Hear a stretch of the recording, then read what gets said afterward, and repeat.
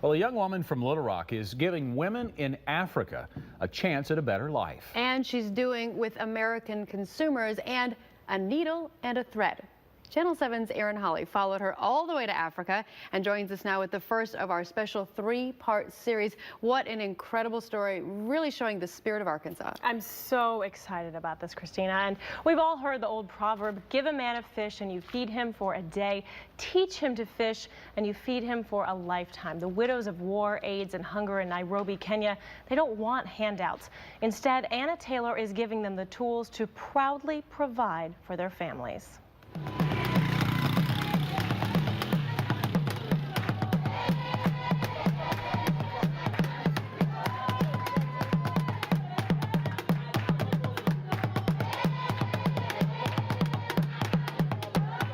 Everything is beyond you. It is very difficult to survive. For those who visit Africa, the real Africa, the devastation and the unimaginable poverty, there's a pause in time when it becomes vivid and life back home slips out of focus. It's like looking through the eye of a needle. Mine was that moment in the slums of Pastor George when he just said, we started training a sewing project, but it died because there was no market. It just clicked. Like, this is my role. This is my life calling. Like, this is what I'm going to dedicate the rest of my life to. Nairobi, Kenya is home to over 3 million people. Many of them are widows of war, AIDS, and hunger. Damaris is one of them. She and her 2 children live in a small 1-room apartment, about 10 feet by 10 feet. Her whole life is about surviving. Sometimes I feel very sad. Reports estimate more than 60,000 children live on the streets in Nairobi. Many are alone, like the 5 orphans Judith has welcomed into her home. Even if it is a matter of washing someone's clothes, they will do it for the sake of their children to get something to eat. With jobs scarce, many women turn to prostitution to feed their children. Judith was one of the lucky ones. I was selling vegetables. She says women can make about $1.50 a day selling produce, half of what it costs to feed her patchwork family. And were there a lot of days that you had to go without food so they could eat? Yeah, but I thank God they never went to 1-2 days without food. Yeah. To finish it and make it look clean, you turn it under and then just like stitch that part, and then you see it so clean. The pumping of foot pedals is the heartbeat of the sewing school Anna Taylor took under her wing at just 19 years old after meeting a local pastor and his wife who tried unsuccessfully to get the program off the ground in 2004. A college student at the University of Arkansas, Anna packed up and moved to Kenya with one mission: empower women. I want them to do something that fills them up with joy and dignity and makes them feel strong. She raised private donations through her nonprofit James 127 to fund the free school. In July, 16 women graduated from the sewing school, including Judith and Damaris. But there was another snag. In Nairobi, there are tailors on every corner, hoping for work and finding none. After graduation, without opportunities in Kenya's stunted job market, the training was pointless. If they do have work in Kenya, they're not going to be making nearly as much money as they could be making if I was selling the clothes in the United States. I have the order written down that I've emailed you about. Yeah, I do have it. You do? Okay, perfect. I'll give these women who love to shop an opportunity to buy something that will save a woman's life and help someone across the world. After interning with 2 African sewing companies, the clothing line Judith and James was born. I use trend forecasting and find styles that Americans are looking for and then just put in the African fabric. And it makes something that they can relate to, and they can say, oh, a peplum top, you know. I've seen that in so many stores. I want a peplum top, but this one's different. You know, this one helps women. Friends and family are there to help, but one of Anna's biggest supporters is the company's namesake, Judith. Anna is my best friend, yeah. Well, she's one of my best friends. Cut from the same cloth, the 2 met in difficult times. She was dirty and her clothes were torn, and she would not lift her eyes off the ground. Like, she wouldn't look at me. And it's just because she was so downtrodden, you know, she had no hope. While the 2 worked side by side, Judith opened her heart, giving Anna a reason for everything. To remember that I'm not in this alone, you know, like, she's my partner. And it's been very lonely because, you know, girls my age are just like getting married or, you know, living the college life. And in college I was doing this. And I was in my dorm room or in my apartment or in the sewing lab on Friday nights alone. And I just know, like, I have to give my life for these women. And, like, every bit of my time and my emotions and, like, my money. And I just feel like I'm giving myself. And, like, giving your time and your money is not enough. You have to, like, give everything you have. Giving everything took Anna's designs all the way to New York Fashion Week this fall. New York Fashion Week is most designers' dream, you know, and their ultimate goal. But my ultimate goal is just to see food on their tables. So for me, I just see it as a means to an end. And a means for the women to make their mark on the world through each carefully placed stitch. I'm very happy because I didn't know that I could be heard. I am very happy because I am busy now. That would be so nice. That's a good design. Judith and James continues to grow with pieces for sale in several Little Rock boutiques and orders from larger department stores.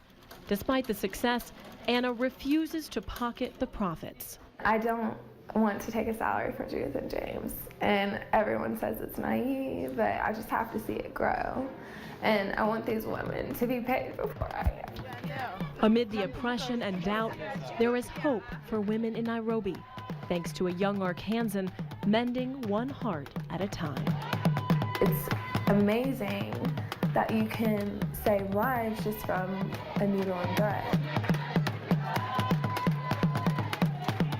Tomorrow in part 2, Anna wants to make sure the graduates of the program are able to make a living on their own. And the gift she's providing them that allows them to dream about their futures. Yeah, and I wonder, Erin, she was obviously an outsider when she got there. Was it hard for her to gain their trust?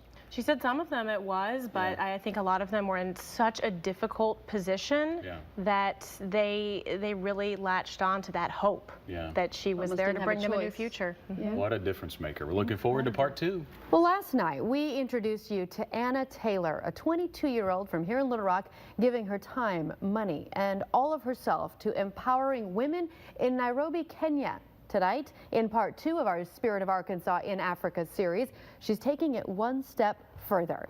Channel 7's Hawley traveled to Africa to bring us Anna Taylor's story, and she's here with part 2 tonight. Erin?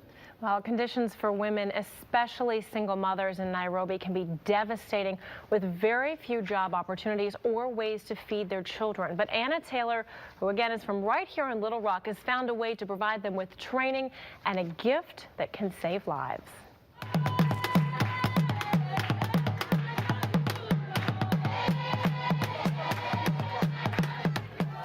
If it is supper, I try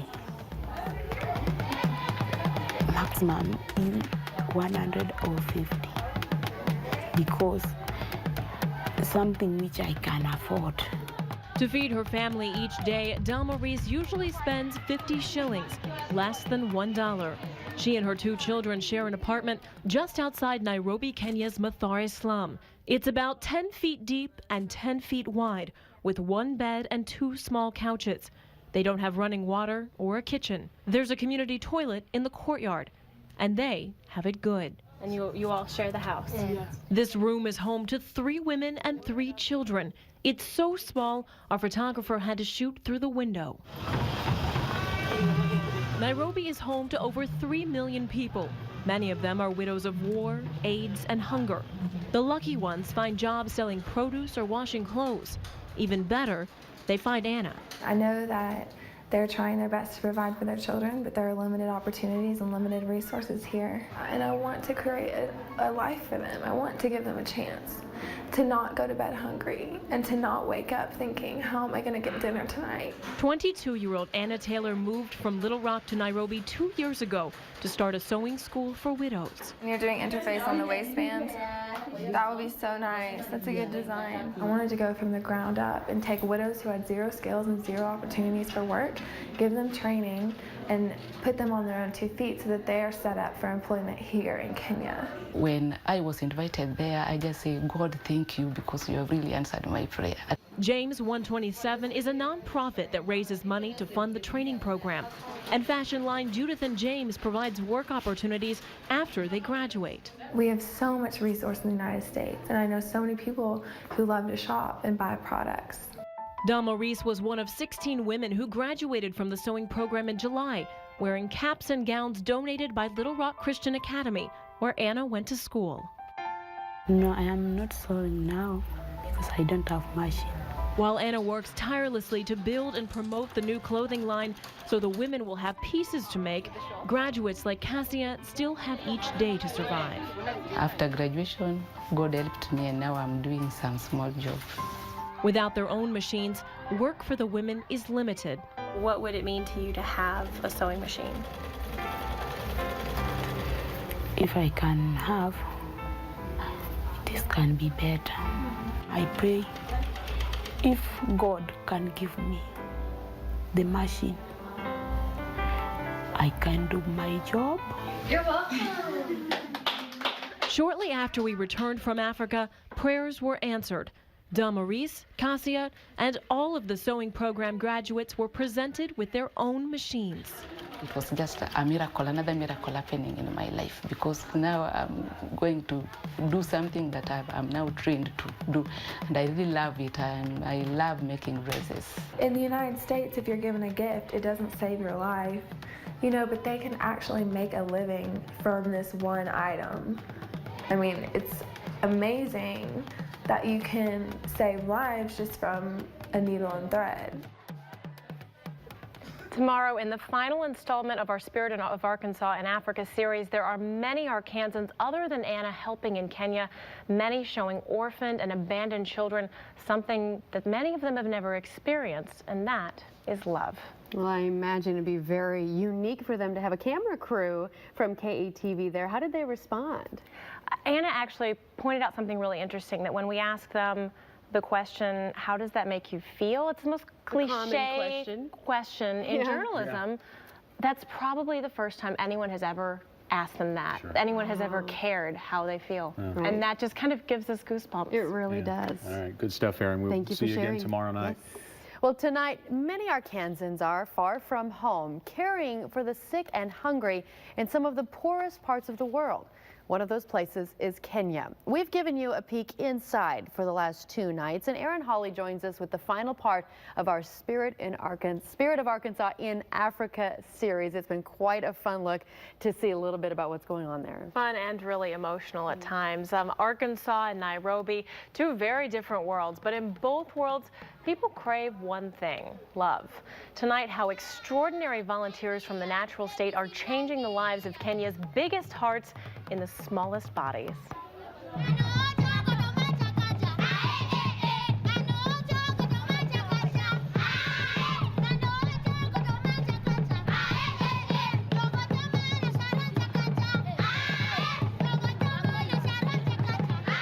They come from all over Kenya, from families struggling to put food on the table, from broken homes, and from the streets where supper might come from the garbage or not at all. The street life is so hard. You sleep under sacks. You don't even have any place to sleep. Reports estimate more than 60,000 children live on the streets in Nairobi. Many are AIDS orphans. 12-year-old Rose and her sisters were abused by their mother. They ran away to the streets after she tried to drown the youngest daughter, Purity. Hope came from a woman called simply Mom by hundreds of children.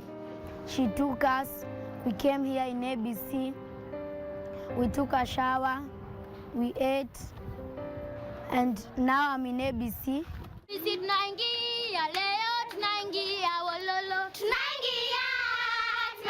The smiles are the most sincere kind at ABC Children's Aid School and Orphanage in Nairobi, as some children experience joy for the very first time. Dotted among the beaming grins and shining eyes are young women from Arkansas.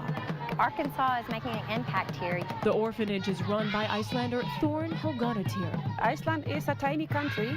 In fact, it is a little rock. And volunteers from the natural state. I'd seen poverty, but it's different in Africa. it's to a greater degree. 19-year-old Annie Sixby is from Little Rock. She's taking a break from the University of Arkansas to spend 5 months interning at ABC. A previous trip sparked a passion she couldn't ignore. You hear that people will go hungry, you hear that they don't have shelter, but when you see it and you watch a child dig through the trash because they can't even feed themselves or because their mothers abandoned them, it hits you hard, and you can't forget it. An orphan in America there are organizations to help that child. There are people to adopt that child, but here an orphan dies. 22-year-old Chelsea Case is also from Little Rock. After attending Arkansas Tech, she moved to Nairobi. Worldly possessions were left behind. All they need here is love, something Chelsea quickly learned when she met one young orphan. I taught her the song, "You Are My Sunshine," and the next thing I knew was she had written me a letter with the lyrics of the song, and at the end of the letter she said, "From your lovely daughter, Magdalene." And it was like, whoa, you know, these kids, all you got to do is teach them a song, and that changes their life. That makes them want to love again. There are still tens of thousands of struggling children in Nairobi. The devastating truth is some of these children will never be reached. Some will be beaten, abused, and killed. Some will die from hunger and disease. But through the simple grasp of a hand, a hug, a smile, or a song, volunteers from Arkansas are bringing joy to the lives of children who once had nothing, whose lives are now changed. They've taught me to be more humble, to be thankful for what I do have. I mean, and that sounds so cliche, but it's so true. In America, we have what I like to now call as distractions, just left and right. And here, it's like being in Kenya, it's what it's really all about. It's just about love. That orphanage partners with the Go Near ministry based right here in Little Rock. We have links to this story on our website if you'd like to get more information or even sponsor a child. A 15-year-old from here in Little Rock is dedicated to finding sponsors for all of those children. She'll be on Daybreak tomorrow morning to talk about why they touched her so much, especially at such a young age. And there's really no way you can see those children and how joyful they are after they've been through such really horrific circumstances and not have it completely change the way you think about things. Absolutely. Now, we know here when you break out a TV camera, kids get excited. I'm curious to know, how did they respond to our crew there? Most of the kids loved it. A lot of them have never seen themselves in a picture, but you know, when we're doing the interview with Rose, she went through that whole story with no emotion. And our photographer Larry Potter and I mean, we just broke down and we were just crying because you're looking at a child telling you these horrible, horrible things, and they just don't have any emotion left because they can't have that emotion and also survive. It's just gone. And so these volunteers are teaching them how to open up their hearts again. That's sad, but it's great to see the good that's happening there. It is. Erin, thank you for your reports.